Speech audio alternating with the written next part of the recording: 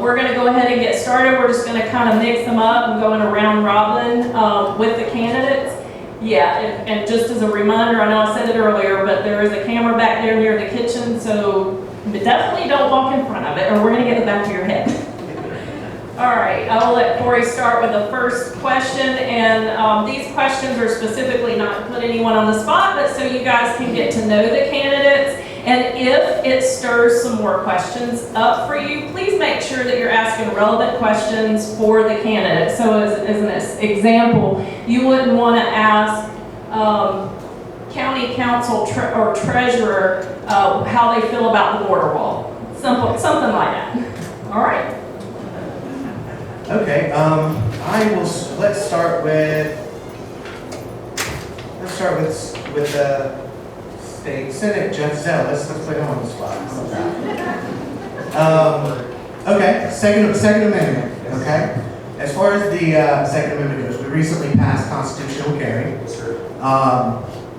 That was after a law was passed for open carry with training. Which of those two do you see, because there is still a fight that's going on in the state Senate and the state House to roll back constitutional carry back to open carry with training. Which one of those do you support more, and why? Thank you for the very easy question.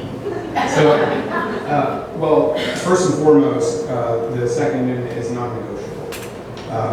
That is, it's the natural, God-given, inalienable rights given to citizens of this great country, and it is the first thing that it will allow us to fight back against the encroaching federal government.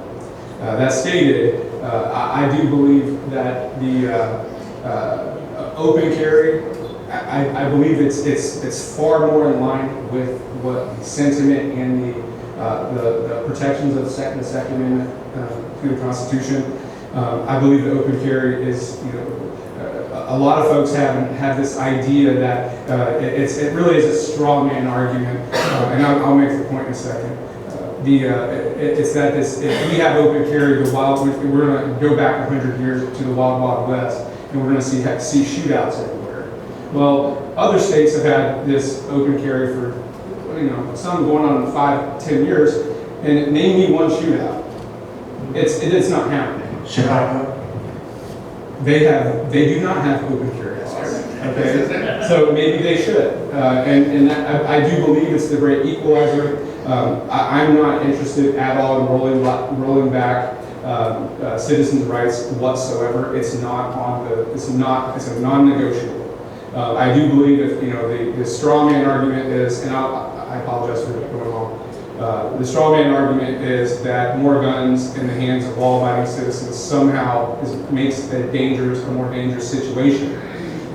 I'm interested and willing and open to change, but tell me one fact or piece of evidence where that has come true. You can't. And so I think we are headed in the right direction. I believe that we need to keep going that way. I'm not sure if I answered your question, but we're not going to ever allow your Second Amendment rights to be negotiated away, whether that's firearm ownership, ammo ownership, or accessories. You're a citizen and you have those rights. It's yours, not mine. I have no authority to regulate that. Thank you. And then Jason, I wanted to kind of follow up on with you on that situation. So, where should the line be drawn between what's described as public safety measures and potential government overreach when it comes to gun laws, where, for example, you can't bring a gun into the state house, right? You can't bring a gun into a courtroom. Where is that line? Do you see that line at private businesses? Do you see it at parks? Where's the line between public safety and the Second Amendment? All right, that's a very good question. Second Amendment is very important to us in the state of South Carolina and important across the nation. It's hard to draw a line for law-abiding citizens when the criminals don't care about the line. So when you have to think about hamstringing good people to make it to where they can't protect themselves, that is a line that I think that we need to erase and we need to get rid of. Is there a place for guns in every situation? No, but we have proven that people need guns in schools. And it's because we have 14-year-old kids going in, and I say kids because they're 14, and going in and shooting up schools.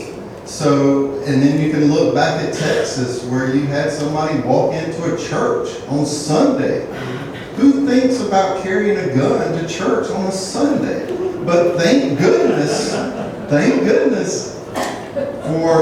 the Lord that somebody did that day and was able to stop that criminal from coming in and killing people that wanted to exercise their religious right to go and pray and be a part of something that they believe in. And some criminal decided they wanted to take that away.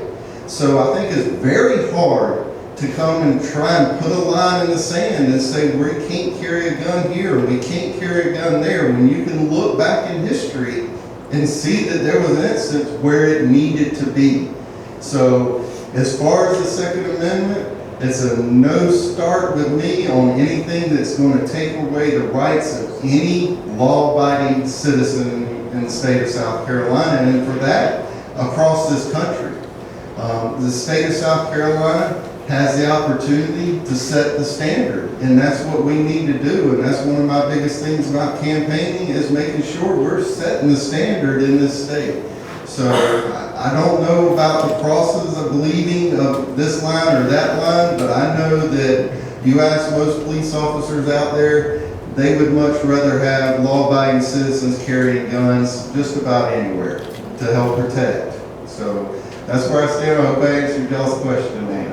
Thank you, Jason. And as we go along, I just want to remind everybody, if you have a question, please write it down and either bring it to us or put it in the red bucket and Wanda will get it to us. So we're going to do round robin and we're just going to kind of skip through and go back and forth. I am going to ask County Council. Okay, let's start with urban sprawl and property rights. Hydie, this will go to you because you're running for Council District 2. So what measures will you implement to manage urban sprawl while balancing the need for development, property rights, and neighbors residing near development? Yeah, that seems to be a hot button issue right now, property rights. And I think we need to strike a gentle balance. We don't want to be left wide open to be taken advantage of. But some of the things that I would implement and the main thing would be to ask questions and scrutinize development proposals. Because I think a lot of rubber stamping is going on right now. It's kind of a sweet setup. You know, you've got one thing coming through and somebody always makes the motion to approve it. And honestly, I'm not sure that all of the folks currently sitting on council are even preparing for these kinds of things. Before they come up, they're just kind of flying by the seat of their pants. And that doesn't work for me. I'm interested in what we're doing here. So that would be one thing. Prioritize responsible growth and consider, the infrastructure needs, but also the jobs. What kind of jobs are we going to be able to bring in? And we don't want to build houses on top of each other. This is a great place to live, and I just think we need to be really careful with it while not trampling on people's rights. Just kind of be reasonable in it.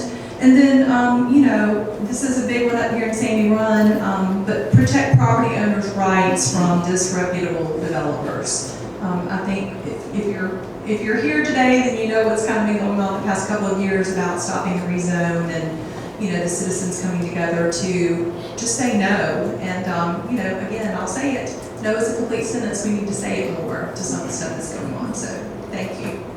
Thank you, Hydie. Thank you, Hydie. I do want to say, if you are in the Council District 2 or 3 or 5 or 1, doesn't matter. It doesn't matter what council district you're in. These county council positions, they affect all of us. So even if you can't vote for them, And if you can't vote for a particular candidate, but you believe in what they're doing, I would suggest that strongly you can volunteer or donate and support by actually making phone calls to friends and family. So I just wanted to say that, but we're going to move on. Absolutely. Okay. So let's do Mr. Buckner, Mr. Duke Buckner. So the district you're running for, Clyburn, has been there for quite some time. And in that time, things have, it seems like things in the 6th district have been, is that it? Depressed. Yeah, well, depressed. Well, it seems like it's been left behind somewhat. As the rest of the state grows, it seems like your district has remained stagnant. Meanwhile, Mr. Clyburn has gained more and more power in Congress. So, while ignoring his constituents, it seems to me. So how can you, when you win, ensure that the voices and concerns of your district are heard and prioritized at the national level?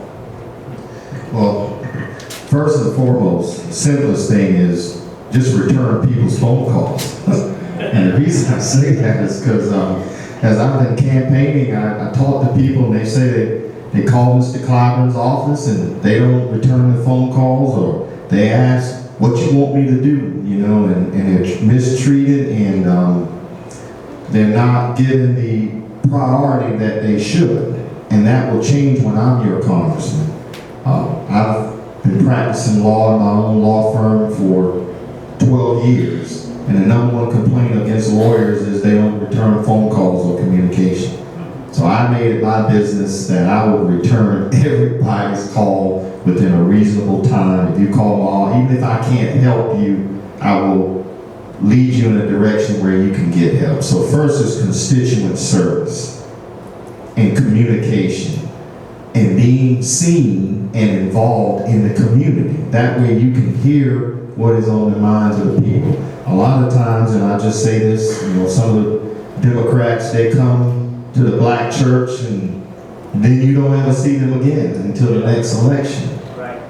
And that's not right. You have to build a relationship, and that takes work and that takes time.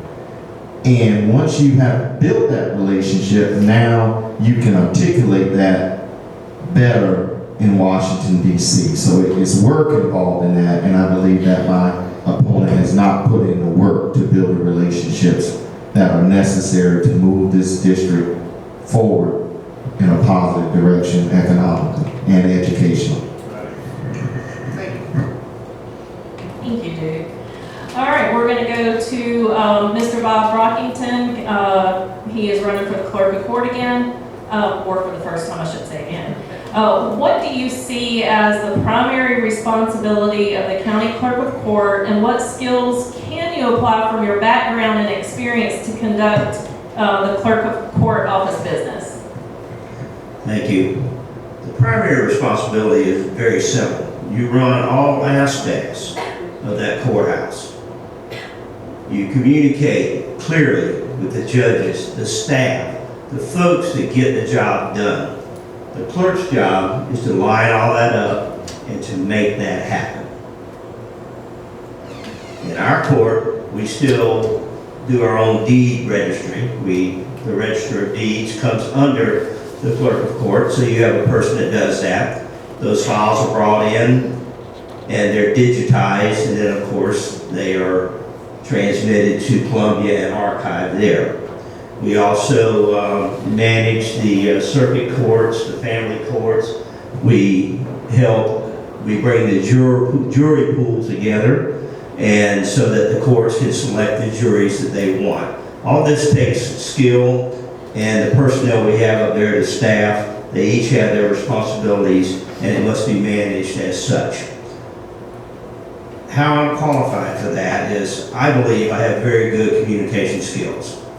I find you, and I speak with you, and I try to find common ground. And you being a taxpayer of this county, you have that common ground with me. And you deserve to have your questions answered. You deserve to have any concerns addressed. And that is the job of the clerk of court, to do that.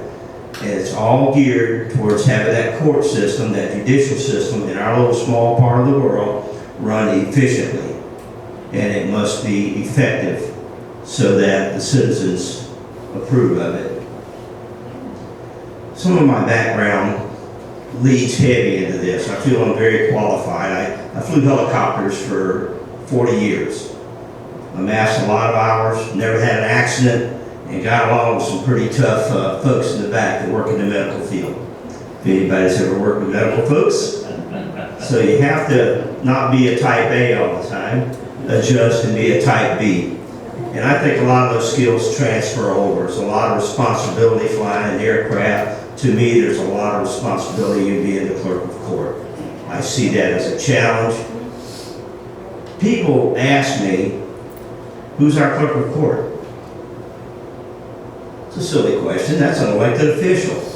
Who's our clerk of court? And I have to tell them, well, that's sad. I strive that when I become clerk of court, you don't have to ask, you know.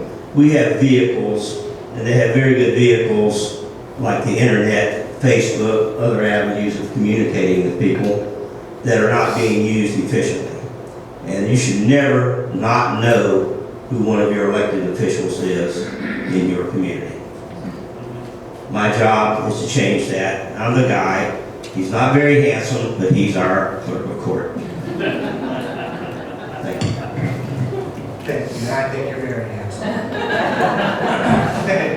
So Ms. Hassell, this is for you. When it comes to parental rights in school, let's make it kind of two things. Do you believe that parents have the right to, not only the right, but the responsibility to review and have a legitimate amount of influence in the curriculum that's taught in schools?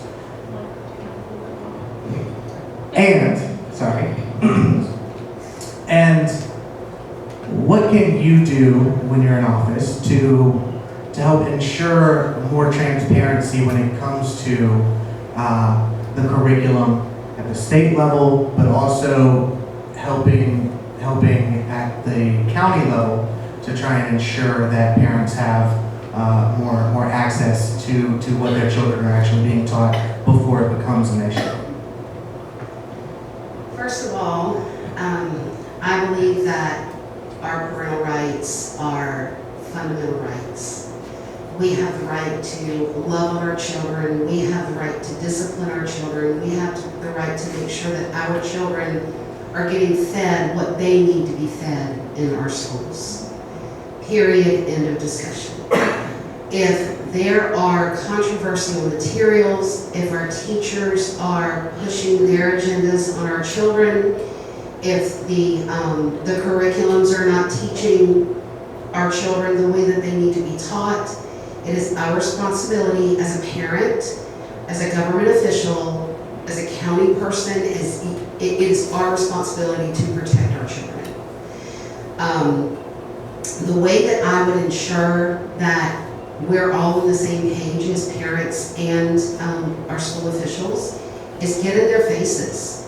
Work with my constituents, work with the parents of the children that are in my district.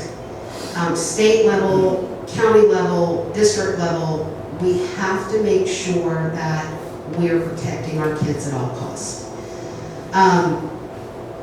Working with my constituents, being available, being approachable. You have a concern, you can't get anywhere with your school district, who are you going to call? Me. I will be there. I will answer your calls. And if I need to go with you to address the issue, I will go with you. That is one thing. We've gotten away from, many of our government officials have just gotten away from true representation. They look at this as a leadership role. This is not a leadership role. I am not your leader. I am not the district's leader. I am not the county's leader. I represent you.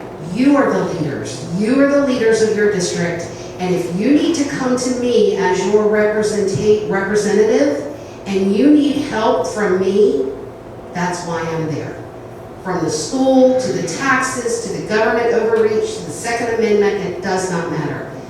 But to answer your question, now that I've gone off on that tangent, yes, our children are the most important people in our communities, and I will do whatever I can to assist you to protect your parental rights.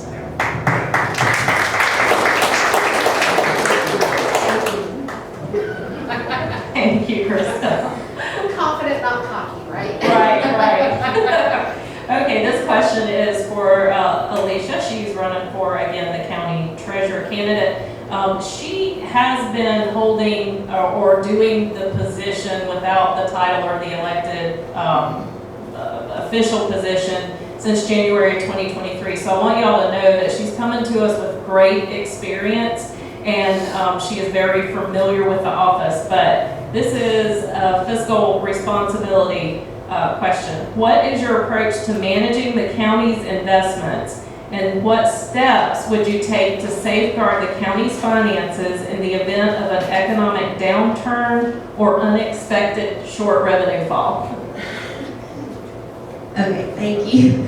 A little bit about the treasurer's position. It's not just the taxes coming into the county. It's all the money coming into the county. It's the money the library collects, the money the museum collects, the grants that the county gets. It all comes to the treasurer's office. It's accountable for, it's bookkept, and it's safeguarding.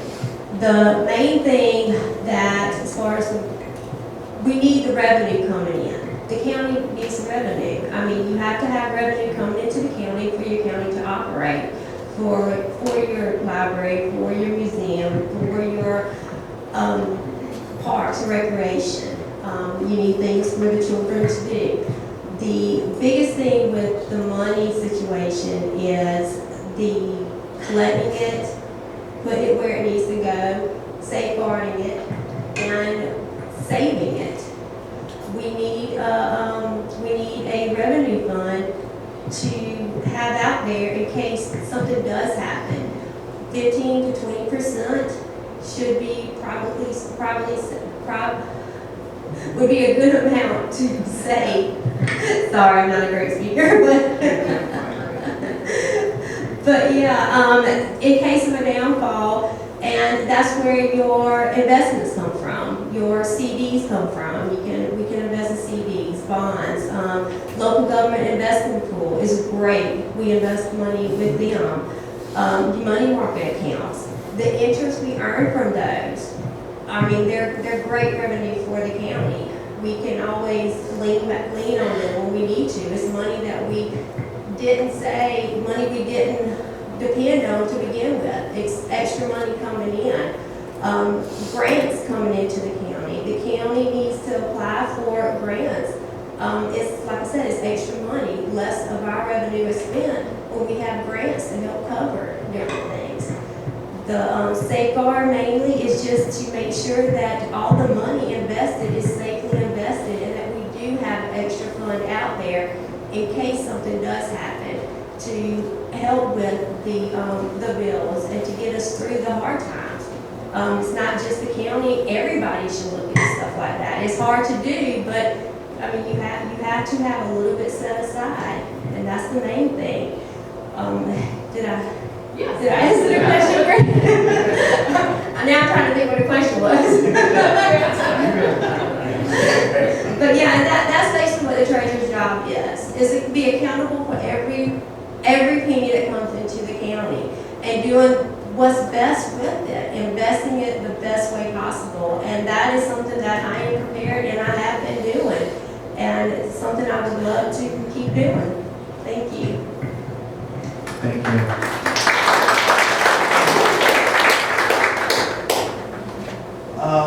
Okay, Mr. Guerry, question for you. So, and I want to start this off with, I'm sure you're familiar with the Scout Motors deal that recently, are you familiar with that?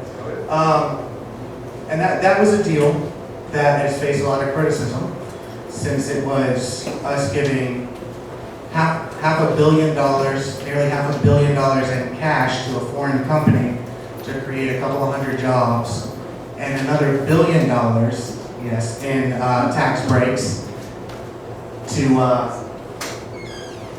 I'm sorry. What do you mean, That's how it happened?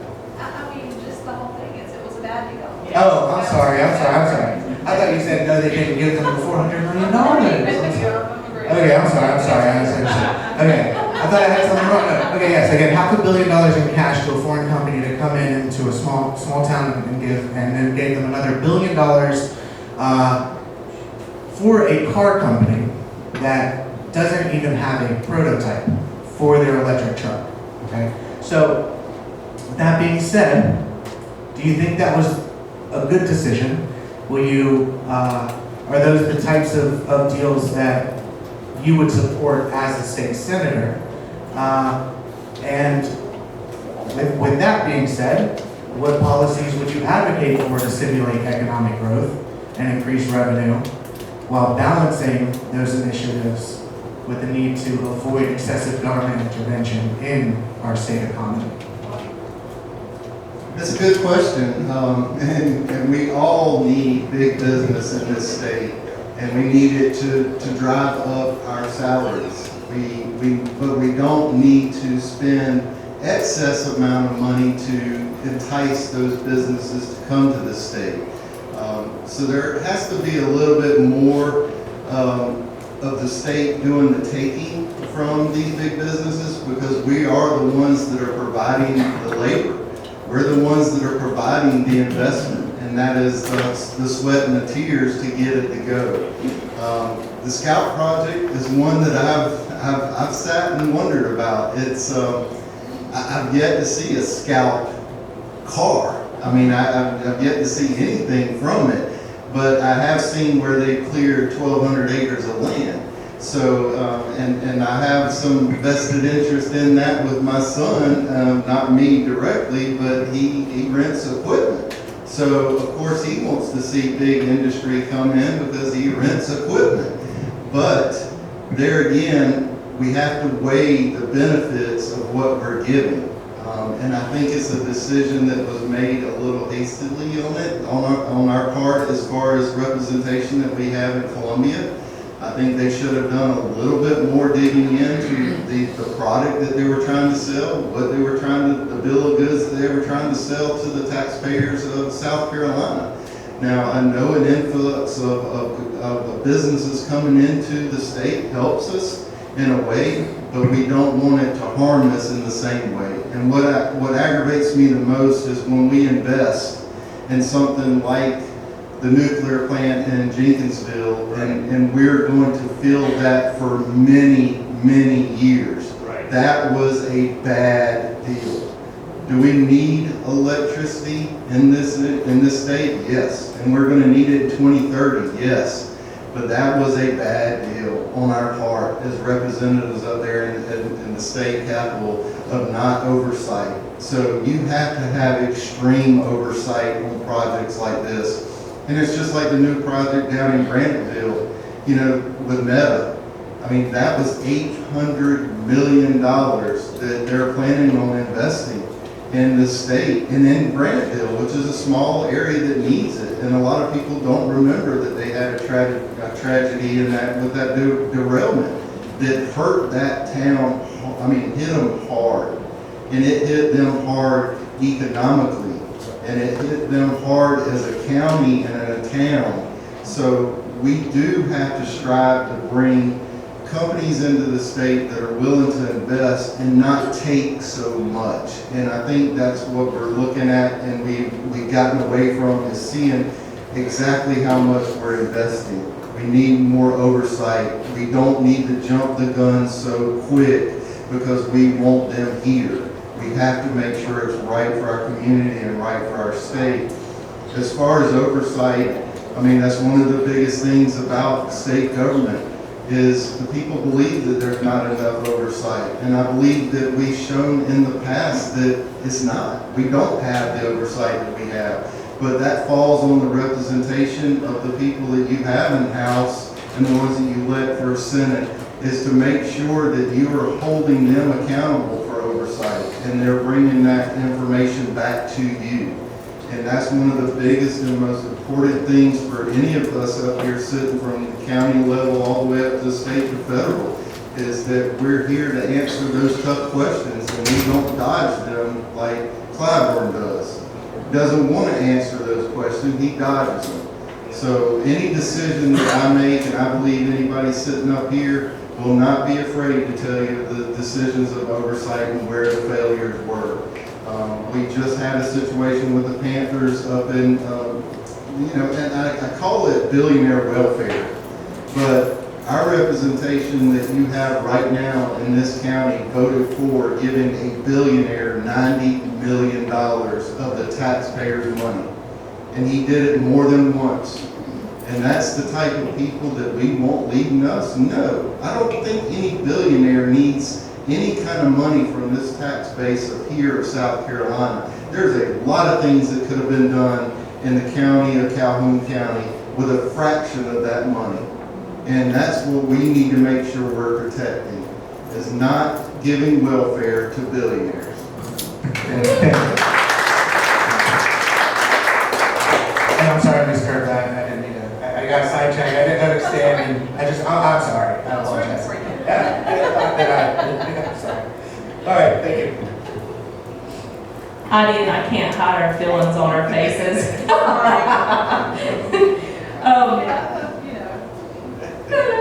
Okay, this one is for you, Hydie. It's regarding fiscal responsibility. So how do you plan to address the county budget to avoid unnecessary tax increases and ensure that spending reflects the community's needs? Yeah, that's also a great question. So, people get so mad about having to pay taxes. And,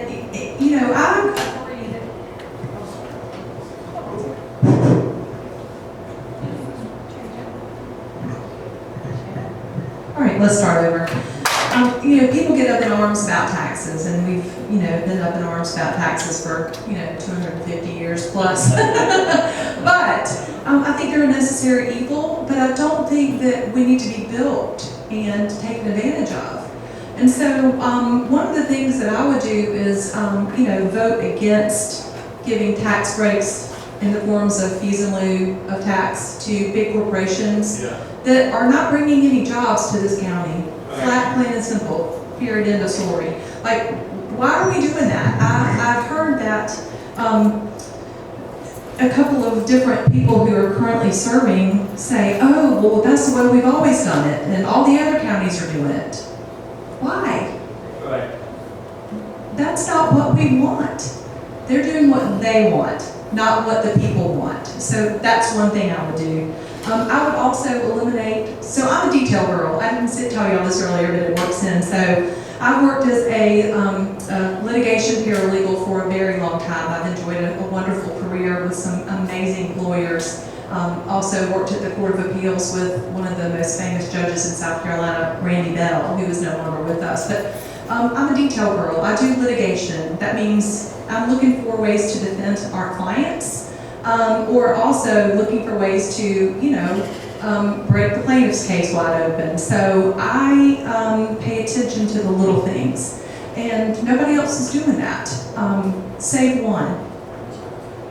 So eliminating wasteful spending, such as personal use of county vehicles. I don't understand why we have to pay for someone to take lunch to his wife every day in Orangeburg. Right. But that's me. I could be, that might not be the popular thing, but also consider, parking those vehicles and having a checkout system. If you've got county business, let's sell some of those big fleet vehicles, and you check out a vehicle if you need it for county business. I think that would be a great way to start, and I think it would make a big difference very fast. So that's one of the things I would do.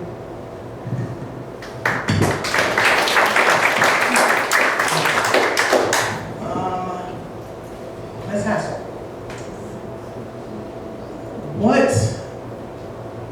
what are your plans when it comes to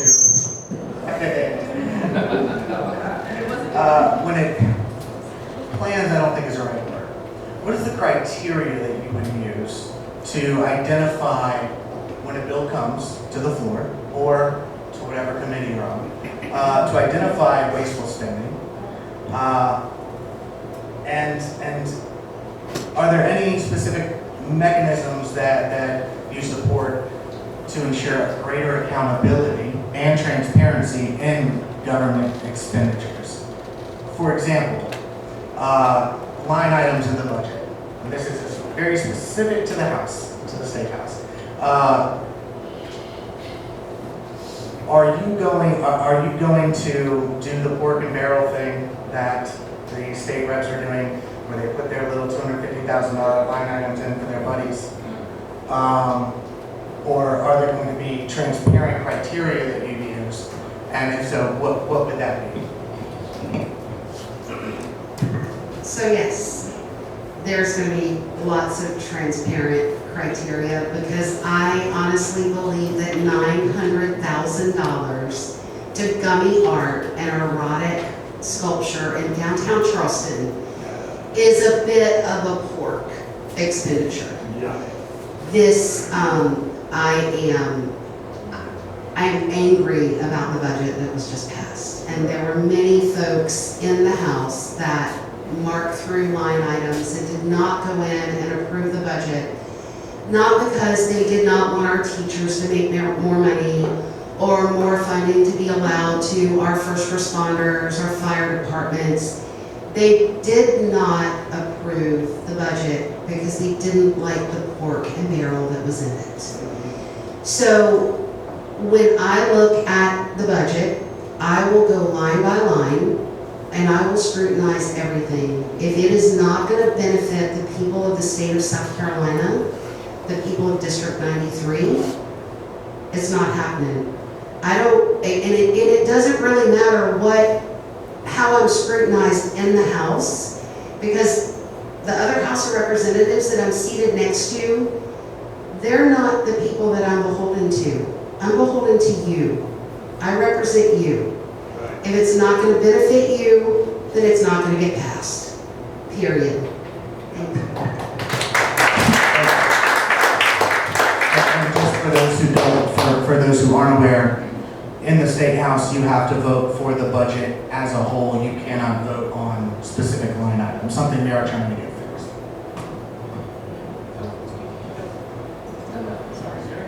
I'm losing track. All right. So we'll go back to Clerk of Court and ask about technology and modernization, something that every county should be interested in to streamline processes. But Bob, do you have any plans to explore and leverage technology to improve court record and deed records management?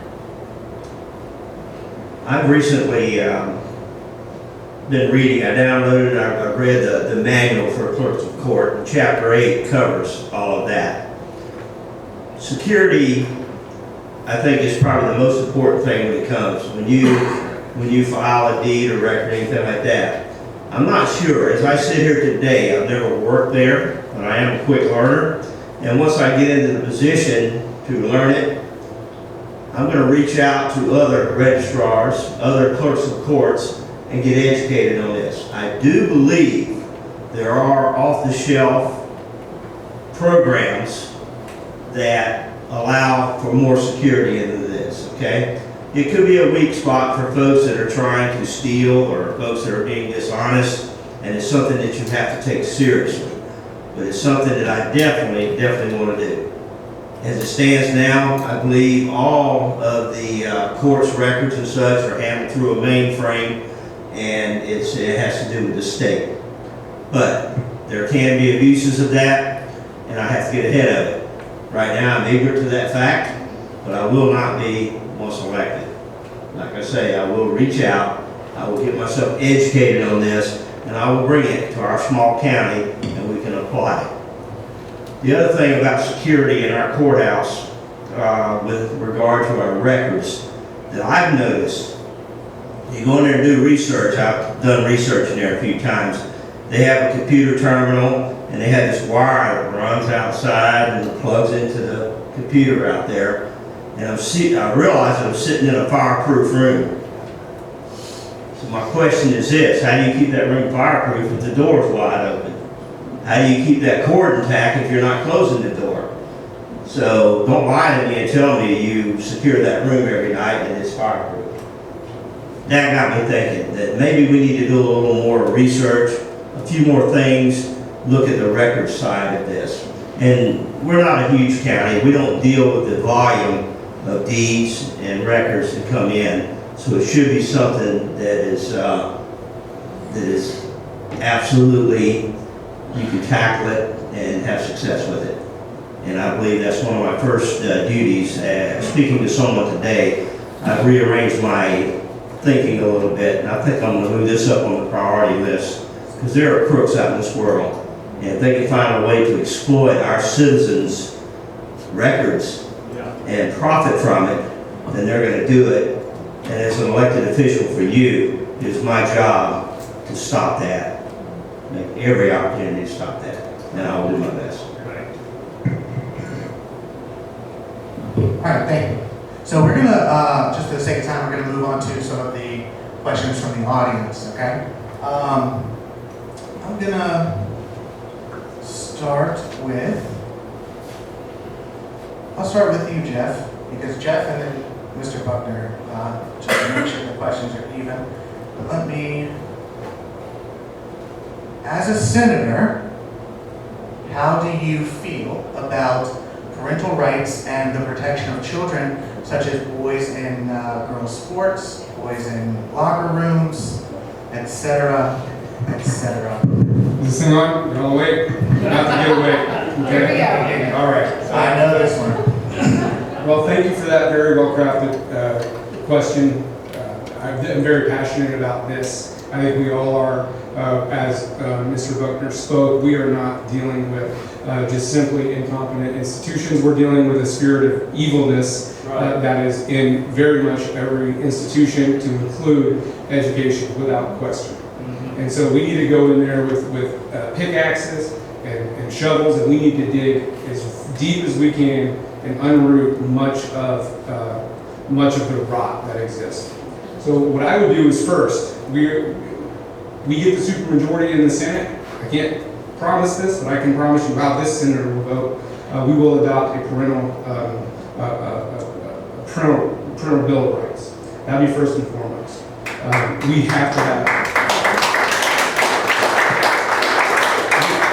We truly have to codify the promise to our families and our citizens that they have the right, without question, to question their government-run schools. Okay, and so that parental bill of rights, obviously, the devil's in the details always, and so we need to make sure that it says what it needs to say, and that is, vaccine. We need to cover bodily autonomy, and the real version, not the leftist version of that. Right. We need to focus on curriculum transparency. I'll tell you, sitting on the school board, even as a board member, I can't get my questions answered. So I can't imagine what parents and citizens are having to deal with. You're dealing with silence is what you're dealing with, and avoidance. So to answer this question specifically, just to harken on one of the recent issues that we just caused a flare up in the high levels in state government, the School Board Association, and they do some good things, okay? The School Boards Association very much is a protector of the educational realm, the institution of education. There are some structural things that they provide for school boards around the state. That is helpful, without question. But there's a lot that is not, and they are not listening to you. And they're starting to listen now. And so recently, what happened was there were some model policies, which in my opinion means suggestive policies, and vetted policies coming from the School Board Association that kicked it down to the school districts and boards to adopt this suggestive policy that flew in the face and was direct in conflict with state law and budget provisos on gender-affirming pronoun use, bathroom in private areas use, And so we made us think about it online, and you had a little bit to do with that, Mr. Allen, as well. Thank you for helping us in that endeavor. But this got the attention of Congressman Norman, Attorney General Wilson. Immediately, they saw what we saw and started to take action. So first and foremost, we need to advocate loudly for protecting our children. The government should be in no position to regulate how your children are being raised, as Ms. Hassell said. And so, so parental bill of rights needs to happen right off the bat. I think we need to follow. I think we need to support Superintendent Weaver's effort in putting disinterested oversight panels on our, to combat the pornography that we know exists in our schools. But on that, I'll tell you, as someone who truly believes in the lowest form of government, we need to have the most empowered, lowest form of government and accountable hierarchy. What I mean by that is we have an education system that is so decentralized, particularly in the areas of oversight, that unfortunately, we need a heavy-handed watchdog at the top. And I think that that's at the State Department with our superintendent. I think that is in the state law, Code 50, Chapter 59, Title 59, our education law. We have to give back the rights to the parents, the stakeholders, to ask questions, and then demand and require them to answer. So is that enough? All right. Mr. Buckner. Yes, sir. So, green energy. We're going to talk about that a bit, just a touch. When it comes to green energy and the role of Congress in that, specifically solar farms. What is your view on solar farms in this district, in this area? Apparently, this is a hot button issue in the area. Some people are very concerned about the damage that solar farms might do. So, what can you tell us about your views on that? Well, my issue with solar farms, they don't really create a whole lot of jobs, Right. but they use up a whole lot of farm land. Yeah. And that's my issue. Maybe we can put them on top of some buildings or, put them somewhere else, but our farm land is not.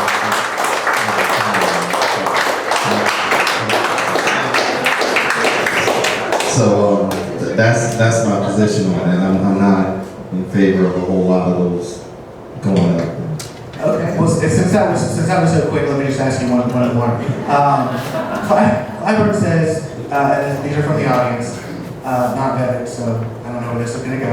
Clyburn says he does not want to do anything about cell phones in prisons. A bill was created to use cell phone jammers and cut down on crime being orchestrated from jail.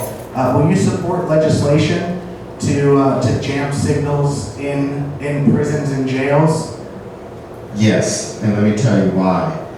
On that issue, you have some prisoners who are orchestrating criminal activity utilizing their phones. They are creating fake profiles to lure sometimes our military overseas and different folks to get involved in some type of relationship that they can use to blackmail them subsequently to get money. And I think that's wrong. And so therefore, this is a prison, Right.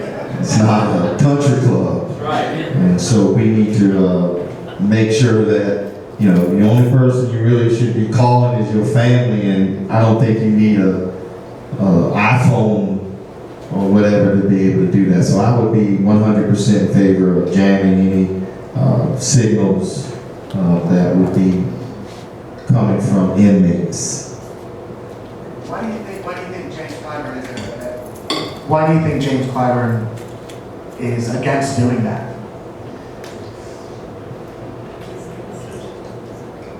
I don't know, Corey, but I can only speculate that the cell phone companies, the big cell phone companies, they give a lot of money to the Democratic Party, and therefore they would be losing money. And so Mr. Clyburn, more likely than not, is not supporting that because his hands are tied by the donor special interest. That's my thought on why he might be. Thank you. I was actually thinking maybe he had some supporters in jail that maybe need to get in touch with him every now and then, so. They need to figure out how to register to vote. Okay, this question is for Treasurer Alicia. So a couple of weeks back, and I'm not sure how far back ago, in a UGMA group forum that was recently held, your current opponent stated that she would have regular audits of the treasurer's office, and we know that that is required to be done by the state by a third-party auditor. What are your thoughts on that? Check and balance is always great. Audit's already great. I don't know exactly what she was talking about as far as hiring outside party to come in. The county is audited throughout the year. Our audit is on the county website, and they just talked about this at the last county council meeting also. We switch auditors every few years. That's another check and balance. You don't want to stay with the same auditor group for years and years and years. And they're not cheap.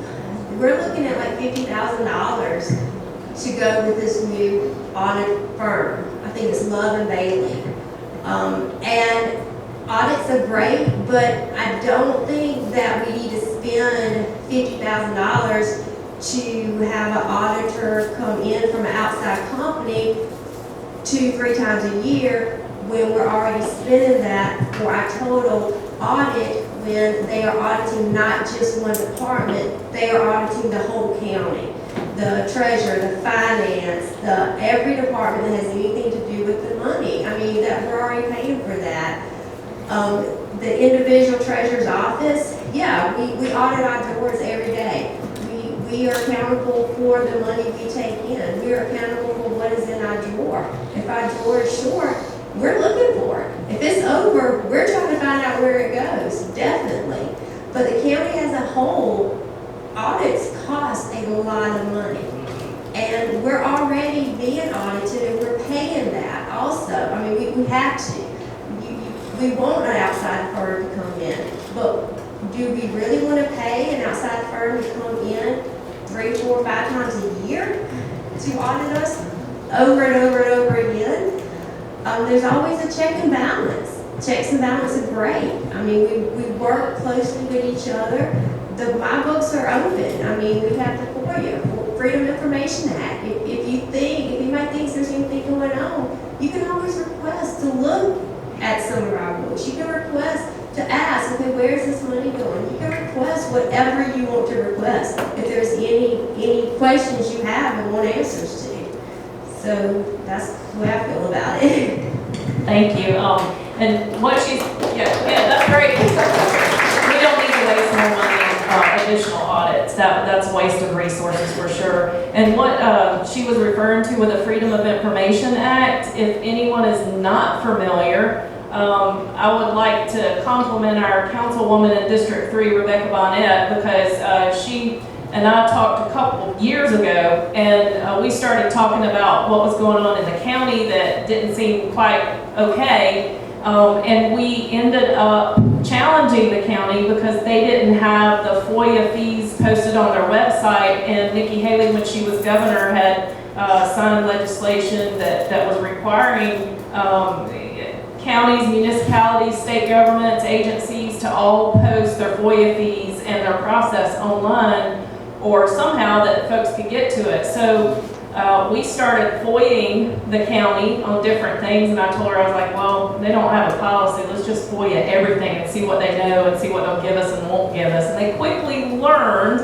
because they called their attorneys, but yeah, we're responsible now for the FOIA fees being listed on the county website. But if you have questions, if it is a document, a prepared document, a video, an audio, anything that is a record, the county is required to hold. Now, they're not required to give you anything that's under police investigation or anything that's, inquiry that nature. But if it's a document and it's a prepared report, they are definitely required to hand that over to you, unless there is an issue. The FOIA law is on the State House website.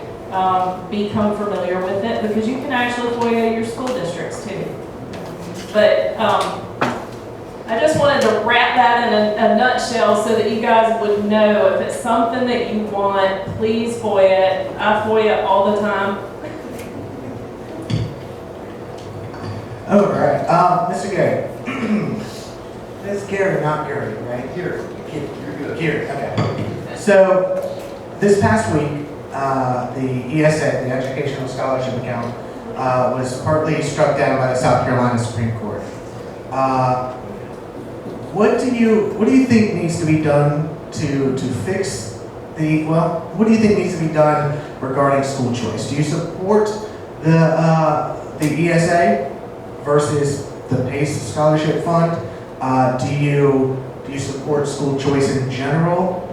And how would you go about implementing that if you had your way? Well, I'm very disappointed in the decision that was just brought down this week by the Supreme Court on that. And I think Ellen Weaver, our Superintendent of Education, let it be known that she was very upset about it too. In the city part of my district, it's not as big of an issue as it is out here because they can go from school to school very easy. We don't have that option here in Calhoun County just because of it being a rural area. So I'm very much for vouchers or any way that we can fund for people in this area to go to what school they think is best for their child. And anything that we can do on a state level, we have to make sure that we're giving that opportunity to the people in these rural areas. And we live in these rural areas because we love to be in rural areas. So we don't want to be forced into a situation where we feel like we need to move somewhere just to have a better opportunity for our children to get the education that they want. So I'm for a tax break at the end of the year when you file your taxes. If that's a way we can get it done to make sure that we're able to reimburse the people for their opportunity to go to a better school. I know that school, and Jeff said something about it earlier, is we're not very good in public school right now in this state. We have very good teachers in this state, and I don't take anything away from the teachers. We do. A lot of the problems that we're having in school is discipline, and that discipline comes from behavior, and it comes from the discipline to want to learn. So in order for us to see an increase in our public schools and see our grades get better as a state, we've got to get teachers and parents more involved and more committed. And the way we can do that also is through funding to help some of these private schools. I understand the charter schools. I understand the Christian schools. I understand the concept because people are just fed up with their public school system. And Jeff can contest to this considering he's a school board member. It's aggravating even for him in public schools. So I can only imagine what it's like in the rural parts of my district. And I am open to any suggestions to anybody, whether it's county, the school board members, or if it's the parents, or if it's council, anybody. But I think what we can't continue to do is doing what we're doing right now because it's obviously not working. I personally think most of us can agree. One of the key points about having school choice is that it also, anywhere it's been implemented in the U.S., it also makes the public schools better because they are then forced to compete for the students and the dollars rather than being funded in perpetuity as they continue failing. So that's kind of the key with school choice. Well put. All right, so we have an audience question for Ms. Hydie. The current District 2 County Councilman has been voting against Calhoun County citizens and spending quite a bit, raising taxes, we all know that, giving tax breaks to companies coming in the area, like the solar farms. What is your commitment to District 2 and Calhoun County taxpayers as far as this free philo that seems to be occurring that doesn't produce jobs? Well, that's a doozy, but I think I've already touched on some of that, so it kind of just puts a little bow on one of the reasons that I'm running. So the first part of that was, what's been currently happening with this seat, and I think that we have very little representation in District 2. We may not have any, frankly. I want to change that. I want to be available to people. I want to encourage people to become involved. I want to help educate people about what's going on. And so as far as granting the philo, I'm hopping mad about it, guys. If you don't know about it, let's do it again. If you're not familiar with it, catch me afterwards. I'll give you the lowdown and the numbers on it. But it's preposterous what has happened. Right. And maybe bordering on illegal, but I'm not a lawyer, so don't hold me to that. But what happened was this company came in and they wanted us to enter into a fee agreement, which they did willingly, save one, and one recused himself. But what they've done is they've put the burden of additional services on the back of the taxpayers. And I gotta tell y'all this, I never really realized it until I started to think about running for office. Not everyone who lives in the county is a taxpayer. Do y'all understand that concept? Because I was like, whoa, okay, I didn't really understand that, but I do now. And so they have basically put us in a position where this thing is going to go through. We're going to lose hundreds of acres of farmland. This is an agricultural, historically agricultural county. We have businesses here who rely on the agribusiness that takes place. But this deal's not bringing us any jobs, and they're destroying farmland. It's just not a good deal for us. I will say no next time. I promise you that. As far as getting information out to people, and listen, I think the biggest thing is involving people on the decision making and what's going on. I think the first thing is to listen. You can listen all day long, but you also have to hear. So I want to put myself out there, be available for meetups, if it's once or twice a year, just depending on what's going on. Summer times are slower, but just be available. I can utilize and leverage email and newsletters that can be mailed to folks who aren't electronically inclined, as it were. But just the folks in my area are older demographic. They might not want an email. They might want a little letter from me. So what's it going to take? Whatever it takes. I want to keep our folks in the know, but I also want them to know that the things they're telling me and their concerns are being considered and pushed through. This isn't about me. This is about what the people in our beautiful District 2, want to see happen, and they don't want to be footing the bill for all these tax breaks that they're giving away. It just isn't right. So that's what I'll do. Thank you, and I do want to reiterate, I know if she's not in your district or going to represent your district, there are ways you can help her. If you know people that live in her district, you can make phone calls. Definitely, her table is going to be back here to sign up and volunteer. We can affect the outcome because that position affects all of us. Rebecca Ann cannot do it on her own. Okay, Ms. Hassell. So, on the kind of put a couple of different questions in here because it has to do with the same issue. So during COVID, Calhoun County was one of the last school districts in the state to open up for classes. There were a lot of issues in the state when it came to first responders having their jobs leveraged, county employees, city employees, even down to private businesses or corporations.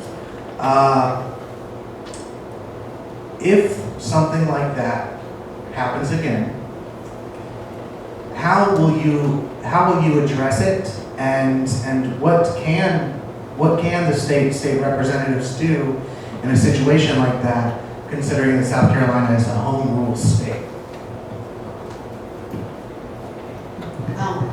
First of all, thank you. I have to say that we are small business owners, and I don't believe that the government has the right to tell me to shut my business down for any reason at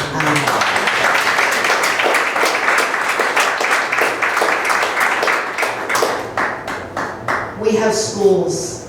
The only reason that our schools should shut down is if there is a weather-related incident or if we are under attack. Our children need to be in schools. Our children need to understand that they need to learn about their personal safety. We have the right to medical freedom. We have the right to run and operate our businesses, our families, and our schools in the manner in which we see fit. Our churches, no mandates to shut our churches down. That's right. We need our churches. We need our pastors. We need our teachers. We need our educators. We need our small businesses. That's what makes the world go round, and we have to stand and fight to protect every bit of it.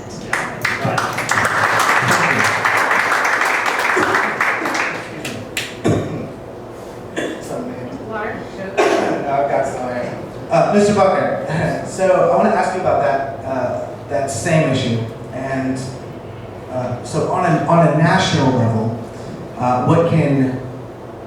what are you prepared and willing to do to fight back against mandates and things like that?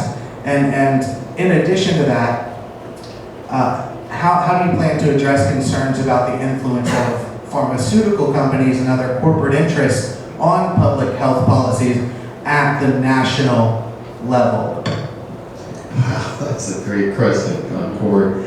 First of all, let me just say that one of the reasons I decided to run for office was when President Joe Biden issued the declaration that if you did not get the vaccine, you would be fired.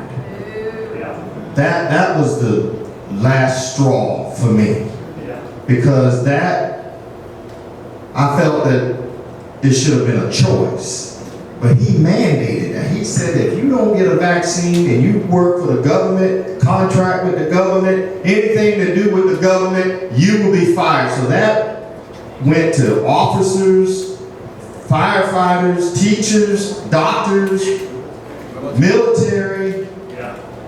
And I'm like, okay, that was it for me. That was it for me. And so, as your congressman, I am going to go up there to fight for your freedom, to keep you free. Because the government is trying to control us. And I'm sitting here listening to this, and I'm saying, how did we get here to this? How we get to the point where we're talking about men and women's bathrooms and all this crazy stuff that we're talking about and having to do all these things. The reason we're having this conversation is because the United States has foreign and domestic enemies that have infiltrated our institutions. They have infiltrated our higher education. They're teaching our children to hate America, to hate capitalism. They have infiltrated our schools with all this crazy transgender foolishness. I can't think of any other word.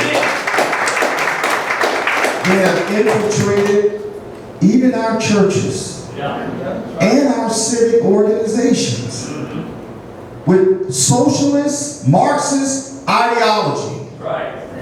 To hate God, to hate our country, to hate patriotism, to divide us on race and everything, to destroy us from within. Now it's time for us to take back our district and to take back our country. And it starts with you and I. We cannot allow these folks to do this. So what do we need to do? I'm sorry, I'm preaching, but I'm just upset about, because you can see it. This is all by design. So, going back to the pharmaceutical question, because you asked how do we stop the pharmaceuticals from having such influence on our public health policy. Number one, you have to think about what are the three main entities that make public health policies. One is the Health and Human Services. Second would be the Center for Disease Control. And third is the Food and Drug Administration. The first thing we have to do is take politics out of those organizations. We saw what politics did in the Center for Disease Control with Dr. Fauci, and these organizations are here for the people. It shouldn't be Democrat or Republican. They're there to do what's in the best interest, but it has been politicized.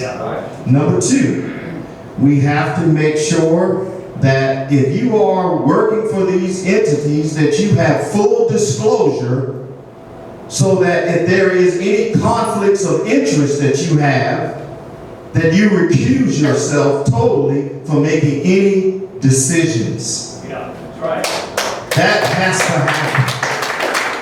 And last, I think we need to expand RICO laws to include that if you're colluding and you have corruption with the pharmaceutical companies that's helping you to influence decisions for gain and profit, then you need to go to jail. You need to go to jail. So those are the things that I would propose to combat the influence of the pharmaceutical companies on our country. Because in many instances it's all about profit, and when you are using the government to get to where you can make some money, we as a people should have a problem with that. Thank you. That's called fascism. Using the government to make a profit. Okay, thank you for that. I want to talk to you a little bit more after this about expanding RICO. That's a very interesting concept. All right, now. Feel bad for anybody that has to follow that. I'm going to ask something that's completely off script, and I'm going to get y'all to raise your hand if you agree with this next question, because it's on everybody's mind, and it is not going to apply to the county local, but it's just a point of character for a lot of people here to know where you stand and what you believe in. So which of you, by show of hand, believes that the border wall should be finished? Pretty much. And that's just a character question for a conservative character question, but I'll move on. Thank you. So we're going to go back to Bob for the clerk of court. What are your thoughts in regards to educating people, the public, about services and resources available through the clerk of court office, as far as what media would you use to bring that to their attention? The media is already in place. They have a website. They don't participate through the written media or anything like that.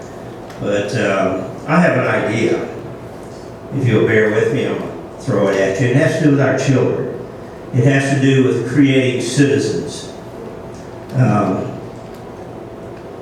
I'm proud of myself in that I operate at a little bit higher RPM than other folks.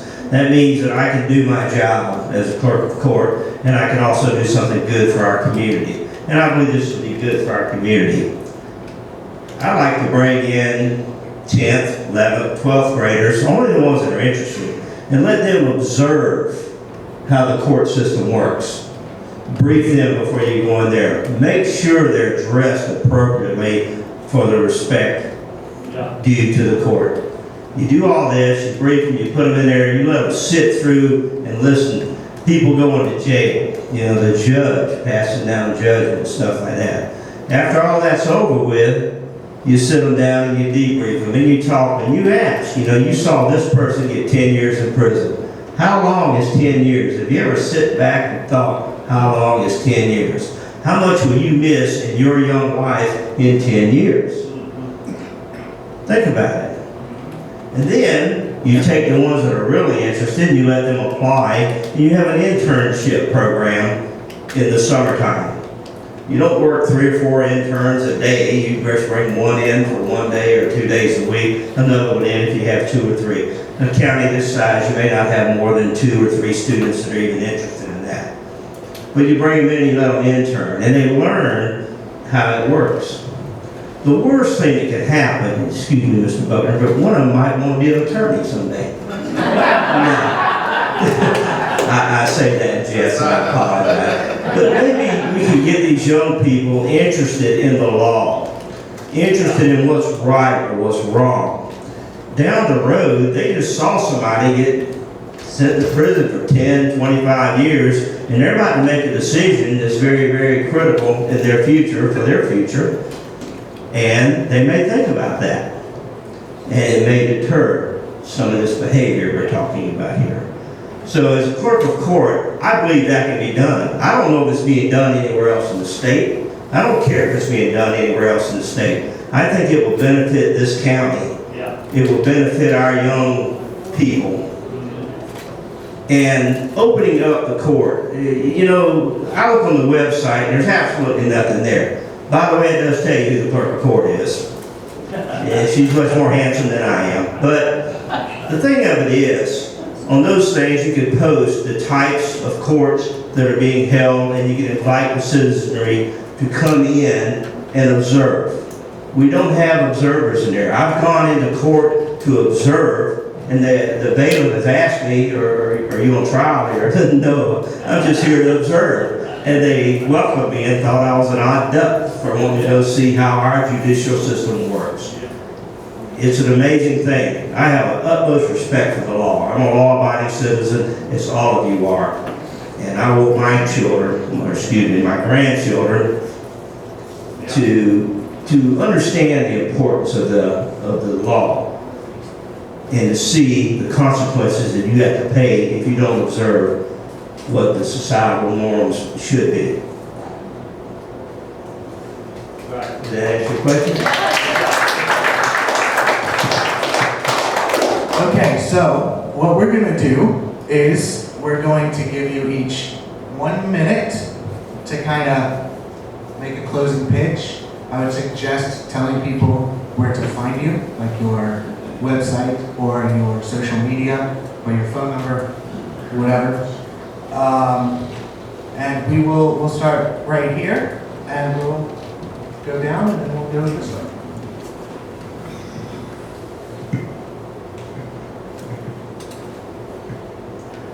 Thanks, Corey. Appreciate it. So, again, my name is Hydie Kirkland. I'm the Republican nominee and candidate for Calhoun County Council District 2. It's a big district. This is a very, very important race.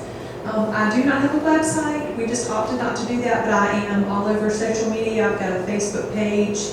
Anybody who wants to visit the table, my daughter will be manning that in a little while. I do have palm cards. I have yard signs. I have a volunteer sign up.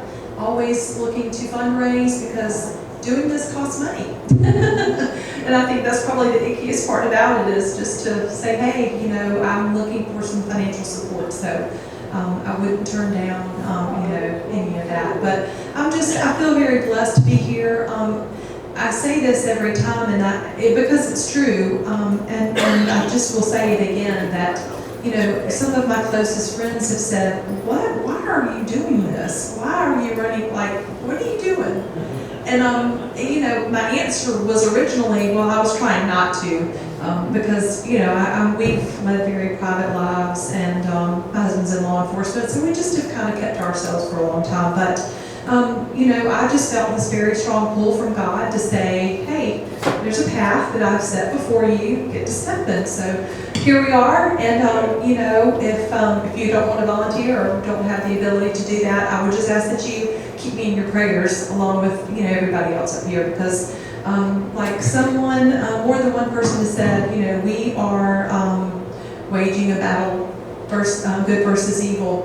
I believe that in my heart, and so I am just trying to be obedient and trying to make a good showing to represent the folks in District 2, because they need a voice. They don't currently have one, and we need to stop giving away the farm.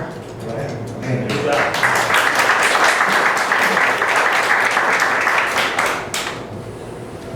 Hello, I am Alicia Scott, and I'm running for the Calhoun County Treasurer's position.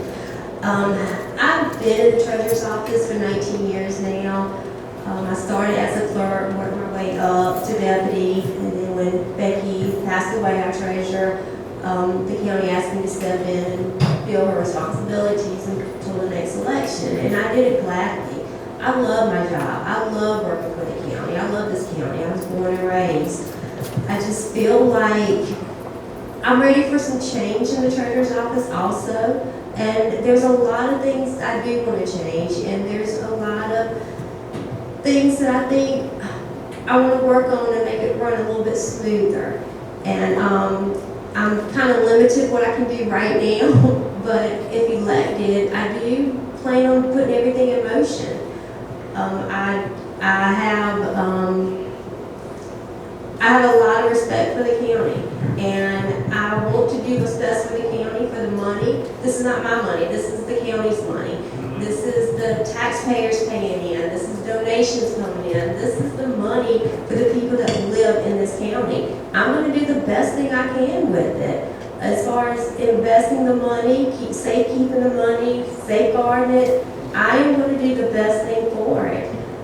And I do appreciate all the support, and I don't have a website, but Alicia Scott 4, the number 4 treasurer at gmail.com.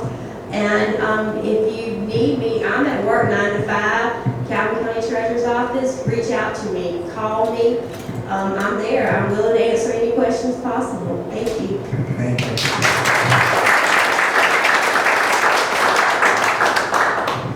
Well, I want to appreciate everybody for coming out today. It's a great event that we have, and you would be lucky to have any of us as your representation moving forward and after November. So I go with that to say that, November is a very important time for the state and for Calhoun County and our nation, that we need to not take for granted that we just feel like our voice doesn't matter and our vote doesn't matter. It does.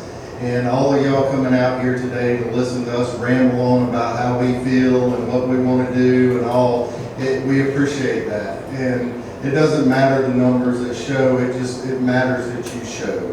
And it matters that you're here, and it matters that you care. And we're not going to take that lightly. When we're elected, every one of us sitting up here are elected in November. We're going to remember the people that helped us get where we want to be. And we want to get us there so we can get you where you want to be. And I appreciate that, and we've got to fight. It is a fight. It's going to be a fight for the next 45 days. It's going to be a fight. This election is going to be here before we know it, and we need to support Trump, and we need to support all the way down the ballot when it comes to Republicans, because they share our values. They're what we want, and that's the representation that we need. And Calhoun County is changing. The demographics are changing when it comes to Democrat and Republicans. The Republicans are now realizing that they're going to have to take it back. They're going to have to work a little harder. And the Democrats are scared. They're scared of what's coming, and they know it, and they're working. But the fear is put into them, and the harder that we work together, as harder of us 7 up here work together, it's going to make Calhoun County better. And that's what we're looking for, and that's what I'm striving for. And any of these candidates up here that need my help, I'm there to help them.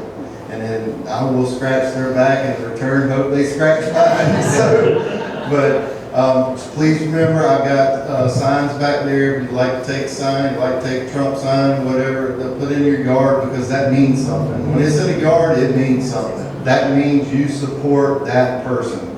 It doesn't matter if you're at the end of a road. People drive down to the end of the road and turn around all the time because they wonder why they do it. So they'll see who you are, they'll know what you support, and that's what we need coming in November. Thank you. Thank you.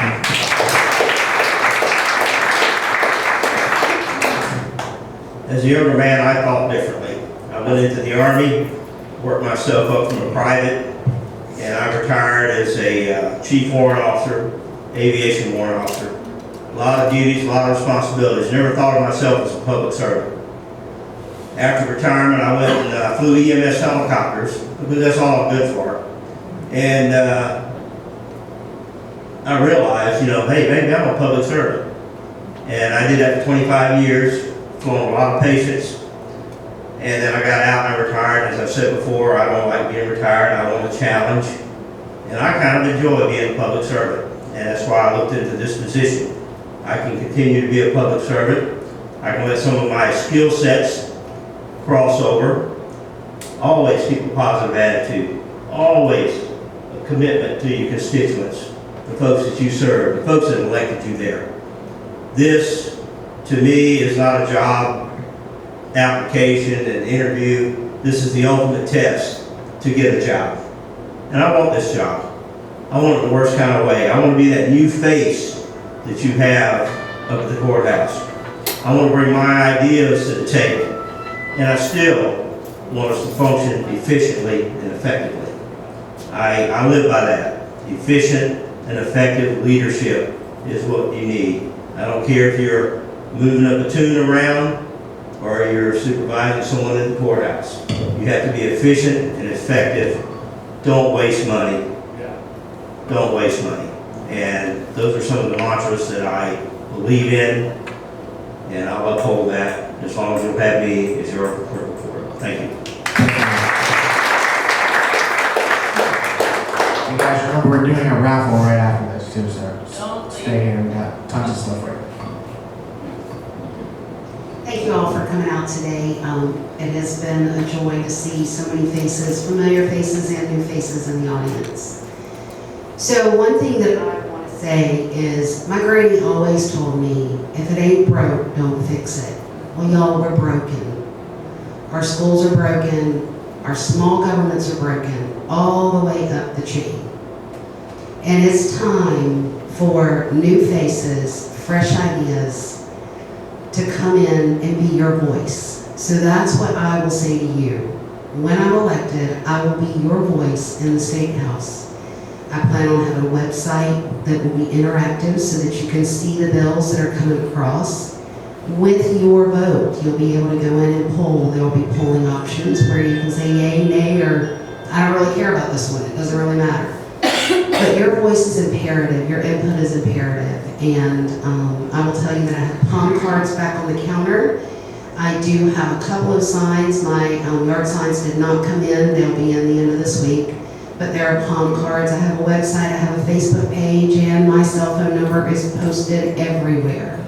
That's my personal cell phone number. You call it, you're going to get me. Not at 3 o'clock in the morning, please. It has happened. It has happened. But I am just asking for your support. Let's get some new, fresh perspectives in our county and in our district. Thank you, guys.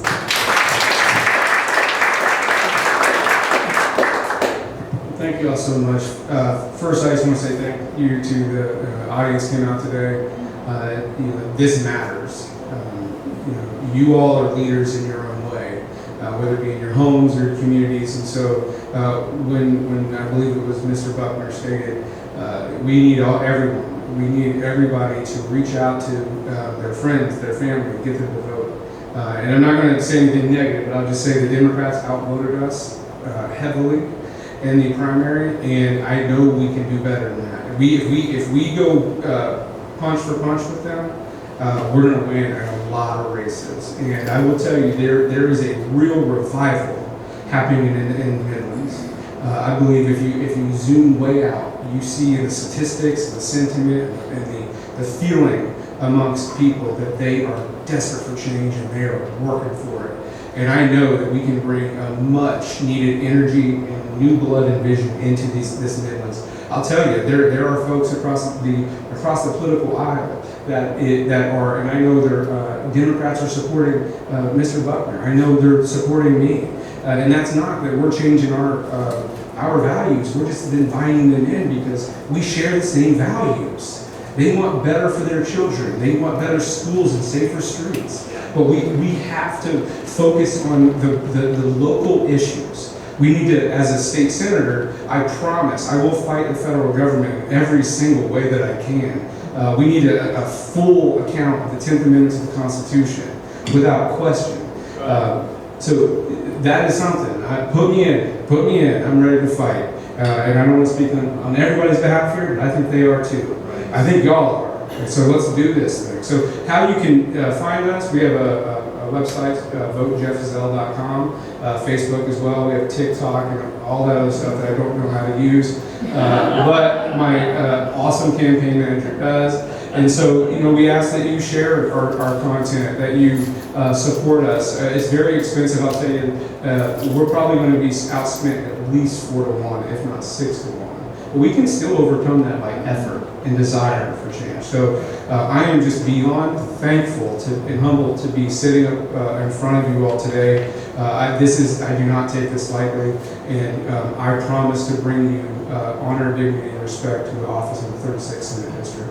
Thank you all very much. Thank you.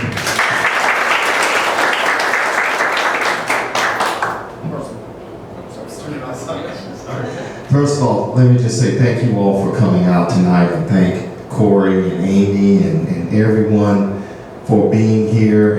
And I'm just trying to think of what I want to say and what's in my heart. I started my comments off tonight by saying that we were in a war. And that war is an ideological war. And we have to realize that there are, again, foreign and domestic enemies of the United States. Right.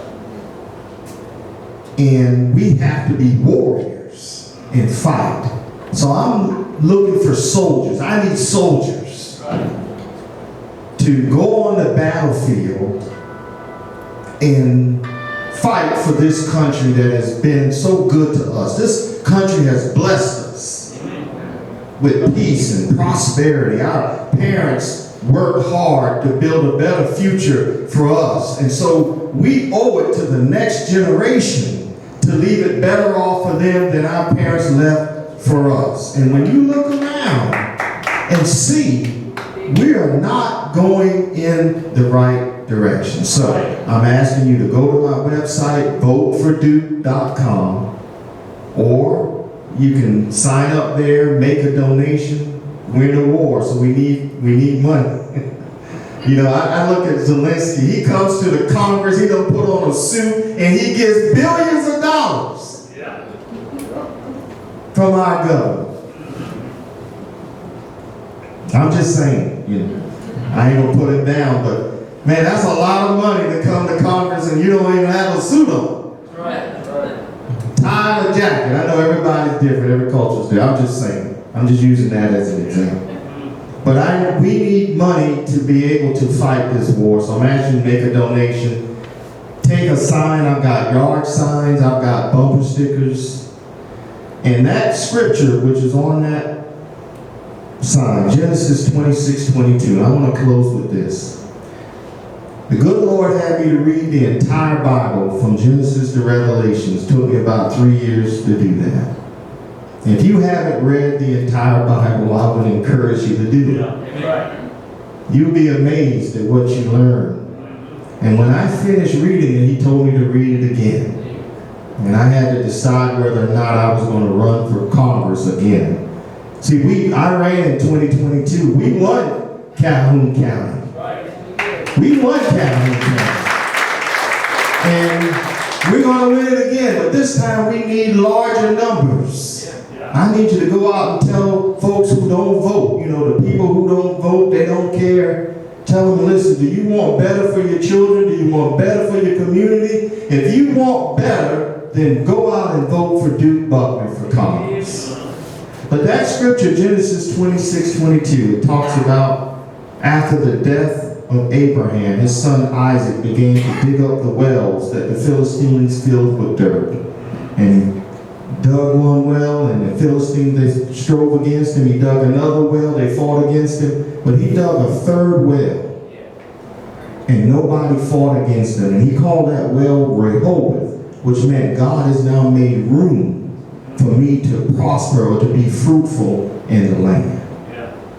And when I read that, it reminded me of a song that I heard on Christian radio back when I used to sell real estate, and I was about to give up. I was tired, and I was about to just say, you know what, Lord, I quit, I can't make it. And I heard this song, and it was called Dig Another Well. And the song goes like this. It says, when the rains don't fall and the crops all fail and the cow's not putting any milk in the pail, don't sit around waiting for a check in the mail. Just pick up your shovel and dig another well. God bless you once, and He will do it again. And that's my message to you tonight, that God wants us to dig another well. It's time for us, this area, to be fruitful and to enjoy this great prosperity that we call the United States of America. It's time for our children to have the best schools. And those socialists and those folks that are infiltrated in education, we're going to kick them out. We're going to kick them out. Because what they're spreading is not patriotism in the American way. That's right. One of my favorite shows, I still watch it, was Leave It to Beaver. I don't know, y'all ever watch Leave It to Beaver? Man, that's just a great, wholesome show. I learned so much from watching that show. But they went from Leave It to Beaver to Beavis and Butthead. Yeah, that's right. And I don't even know what's on there now. It's worse. Yeah. But that's the America that the folks on the other side want to impose on you. And it's up to us to say, no.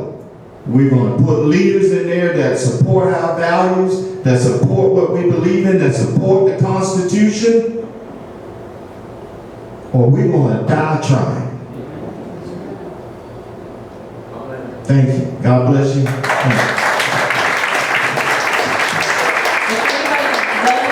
Duke is a preacher, and he will guest preach at your church. You just have to schedule him. All right, guys, so thank you once again. Let's give them one more round of applause.